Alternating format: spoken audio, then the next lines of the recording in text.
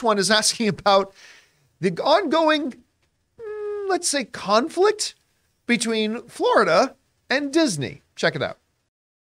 Hey, John, this is Allen. I know you don't like to talk about all the TMZ stuff and all that type of things, but I was just wondering if you saw Bob Iger's recent comments. I think it was an investor's call or some sort of call in which he clearly was making, I think, a few threats, and he clearly was stating his position against the governor of Florida. And while he said they won't move out of the state of Florida, he talked about their investments and a whole bunch of other things. I was just wondering if you could give your thoughts on Bob Iger's recent comments, and do you think it's possible they could actually leave the state of Florida or maybe reduce their investments in Disney World by chance? Thanks. Love to hear your thoughts. All right. Thanks a lot for calling that in. And look, this whole thing is something we've never talked about here on the show, but now questions are coming up about how will this affect the entertainment industry? How will this affect the Disney company and whether they will shoot, film, continue to have a theme park and all that kind of stuff in Florida? And now with these types of questions coming up, it garners our interest. For those of you who haven't been following the drama, this is the very quick, what do you call it, guys? Call it Cliff here again? Notes. Cliff Notes. I mean, they're really called Cole's Notes, but here are the Cliff Notes. Here's a quick oversimplification of the Cliff Notes. That was cute. Or the Cole's Notes, sorry. That's cute. So Disney, along with 2,000 other, I should say, areas in Florida, enjoy kind of this designation of like a self-governance kind of thing. They got a plot of land that they're kind of, in a way, get to function as their own government over. It's a special designation. But it's not just Disney. There's over 2,000 others that have that kind of designation in Florida as well. Well, back in 2022, the governor of Florida, Ron DeSantis, they decided to pass a bill that has become known as the Don't Say Gay bill, right? Now, eventually, Disney, under the time of the CEO, Bob Chapek, who was CEO at the time, came out firmly against it and vocalized that, they will try to change hearts and minds and try to get that law overturned at some point, which is the right of every individual, organization, and even corporation in America to do and say that we don't like this law. We want to try to get it changed. That's the right of every individual, group, and even corporation in this country to do. Now, right after that happened, Governor Ron DeSantis started to make moves against Disney in retaliation for speaking out against his bill to take away Disney's special designation rights over that plot of land they've got in Florida. Now, it should be clear to say that Disney broke no laws. They didn't do anything, and never was there any discussion about taking away Disney's special designation prior to speaking out against the law that was being passed in Florida. That was it. And it should also be pointed out the government is not allowed to retaliate against people for expressing an opinion. If Disney had broken some laws, if Disney had physically done something wrong or incorrect, it would be understandable. But Disney didn't do anything other than express that this is wrong. They believed that the law they were passing in Florida was wrong. That's it. Now, look, whether you agree or disagree with the laws they were passing in Florida is completely irrelevant to this conversation. The bottom line is any individual group or even corporation should be allowed to the simple act of expressing, saying out loud that we think that this is right or we think that this is wrong. And the fact of the matter is that Florida, in pure juvenile, petulant vengeance, decided to retaliate against any entity that dare speak against it. Now, Bob Iger, Big Papa Iger, one of the most powerful guys in America, really, decided to make this statement the other day. It was part of an investor's call. This comes to us from Variety. He said this. Bob Iger said, regarding Florida, I have a few things I want to say about that bill, Iger said. First of all, the case that we filed last month, of course, because Disney is now suing the state and suing Ron DeSantis for attacking their First Amendment rights to express their thoughts and opinions without fear of reprisals. And he goes, first of all, the case that we filed last month made our position and facts very clear. This is about one thing and one thing only, and that's retaliating against us for taking a position about pending legislation. And we believe that in us taking that position, we are merely exercising our right to free speech. Also, this is not about special privilege or a level playing field or Disney in any way using leverage around the state of Florida. Now, this part becomes very, very important. But since there's been a lot said about special districts in this arrangement that we had, I want to set the record straight on that too. There are about 2,000 special districts in Florida, and most were established to foster investment in development. We were one of them. It basically made it easier for us and others, by the way, to do business in Florida. And we built a business that employs, as we've said before, over 75,000 people. I believe Disney is the #1 employer in the state of Florida and attracts tens of millions of people to the state. So while it's easy to say that the Reedy Creek Special District, that's Disney's district, that the Reedy Creek Special District, which was established for us over 50 years ago, benefited us, it's misleading to not also consider how much Disney benefited the state of Florida. Now, he also goes on to say this. Florida has tried to make the case of, oh, it's just that these special districts, it's not good for the state. So Disney's like, that's cool. How come we're the only one you're attacking? Mm-hmm. Now, they just also filed some stuff in a suit where they pointed out in Ron DeSantis' own book where he basically admitted, yeah, we're going to hit back at Disney for speaking against us. They're going to lose this case. They're completely going to lose this case. Again, I'm not talking about the legislation. You may agree with the legislation that Florida, that this whole thing is about. You may disagree with what the whole legislation is about. I'll be honest with you. I have several shades of gray myself about how I feel. I think I'm a little too conservative for liberals and a way too liberal for conservatives myself, but that's irrelevant.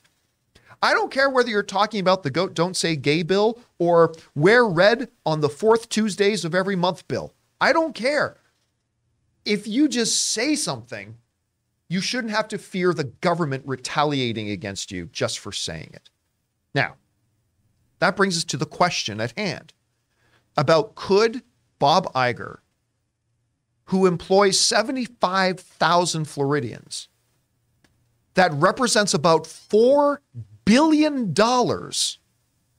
in salaries and revenue for individual people in Florida, and about $2 billion a year in tax revenue that goes to Florida, and does heavy investment in the area. They shoot some stuff in Florida. They do some production in Florida, all that kind of stuff.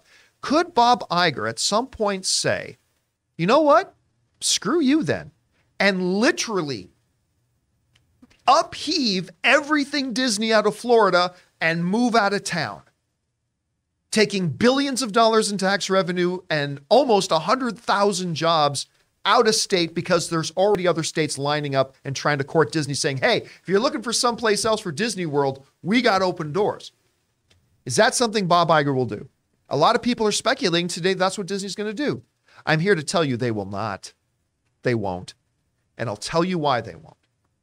It's not because it's a big pain in the ass. You know how much of a pain in the ass it would be to try to upheave Disney World and move it out of state? You just get like a U-Haul? Yeah. This ain't fixer-upper. You know, this isn't celebrity whatever where they just slap your house on a flatbed truck and move it somewhere else. It would be a big pain in the ass, but that's not even the reason. Literally disassembling an entire city. Yeah. Like literally it would be. But that's not why Disney won't move. Here's why Disney won't move. It's the same reason that the tree doesn't worry about its dispute with the squirrel. Bob Iger knows Disney has been around long before Ron DeSantis was ever born. And they know they're going to be there long after Ron DeSantis dies. Long after any of us die. They know that they are the eternal city. They know that. And what Disney is not going to do is make some radical in the moment business decision when they know, you know what? We have an unfriendly government to us right now, or a government that we are unfriendly towards right now. And in 3 years, we might not. And then in 12 years, we might have another government that we're not friendly with. But then 16 years from now, we will again. And Disney knows that. The tree knows I'll be here long after the squirrel is gone. They ain't going nowhere. Yeah, we're not going anywhere. Donald, he's fierce. Hey, maybe we have to deal with 3 years, 6 years, 8 years of a pain in the ass. But what we've seen in culture and in America and in our countries is that everything flows back and forth all the time. And Disney knows that. And so that's why when you ask the question, do I think that Disney will ultimately change the way they address their entertainment business, their theme park business, all that kind of stuff, and all the investment and all the people they employ in Florida, do I think they're going to change over all that? In the scope of over a century, 2 or 3 years, I really don't think they're going to make any change. I really don't.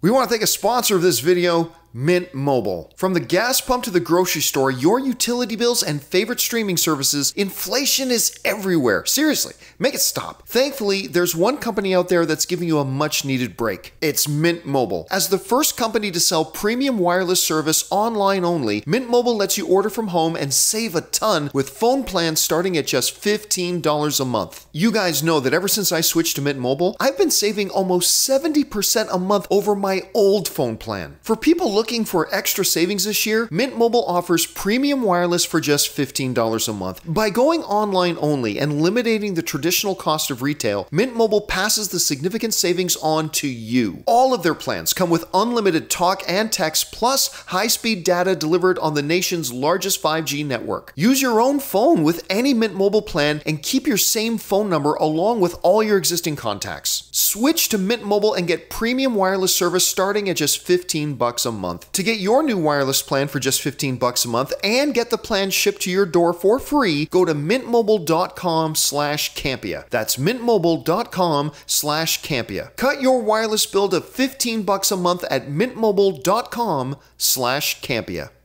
Anyway, Chris, I mean, I've gone on about this thing. I laid all the context here, but I mean, do you think there could be any chance that Iger and Disney just decide we're going to uproot everything and move out of Florida? I mean, a lot of people seem to think that's something they might do. I've heard talk about that too. And honestly, a lot of this just comes down to physical environment. Where else can you operate an outdoor park 12 months out of the year with very little weather impact, right? California, we're pretty expensive though. Yeah. Texas, very humid. Florida's a really, really great place. They turned all this swampland into this wonderful, wonderful city, as you said. And it is a city. I am a former Disney World employee.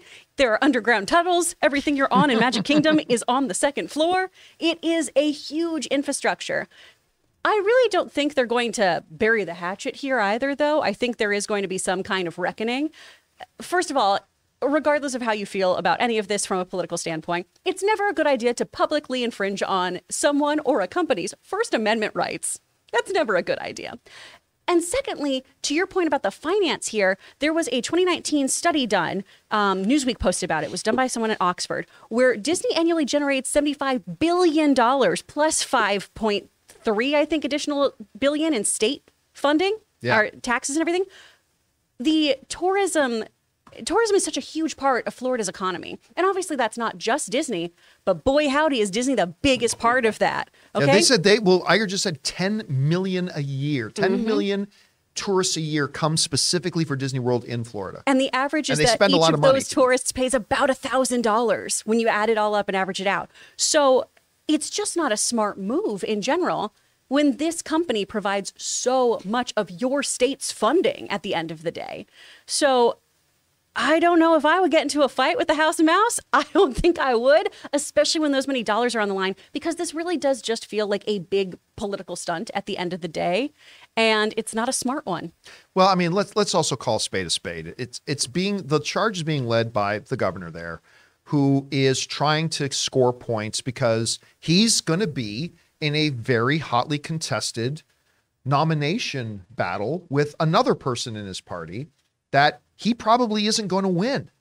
So, I mean, he's probably not even going to get the Republican nomination, but that's what he's trying to do. He's going to try to use Disney as a way to score as many political points as he can for people within his own party to try to score the nomination. And it looks like at every time he's tried, Disney has outsmarted him.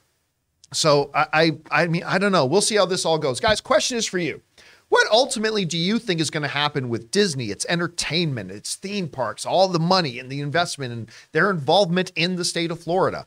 I really don't see them going anywhere because they're a century-old company that doesn't really think in terms of 3 to 5 years. They think much longer. Or, hey, listen, maybe people get hot enough under the collar that they do decide to do something drastic. I don't know. Whatever you guys think, jump down to the comments section below and let us know your thoughts.